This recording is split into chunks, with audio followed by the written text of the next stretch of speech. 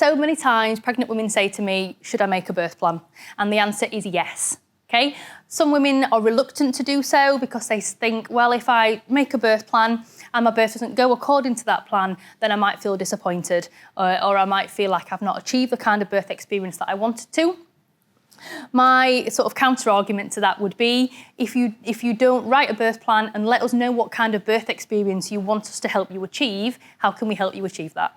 So, for example, if you want an epidural from the moment you get into hospital, or you just want a more natural birth experience, maybe using the water and the gas and air, it's very important that you put that down so that as soon as we meet each other, when you're coming into hospital to have your baby, we can hit the ground running and we can set the rooms up exactly as they need to be for you specifically and make sure that we have things available specifically for your type of birth experience that you're trying to achieve. If we're talking about positive birth, we're also thinking about engaging all our senses in the birth experience, okay? So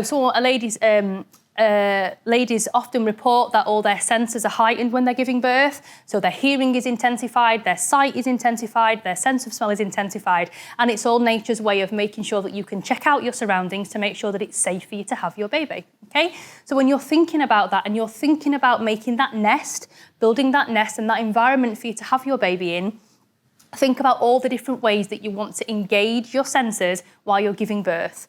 Think of the things that you want to smell, the things that you want to see, the things that you want to hear, and thinking about that as a positive thing and a way for you to actually allow your labour to flow. So thinking about maybe making a playlist of some specific songs that you want on while you're in labour, thinking about maybe using some aromatherapy for certain nice smells that you might want to be able to smell, and even bringing in some birthing affirmations or positive quotes that you want to bring in so you've got something visual to see to keep you stimulated and keep you enthusiastic in your birth, okay?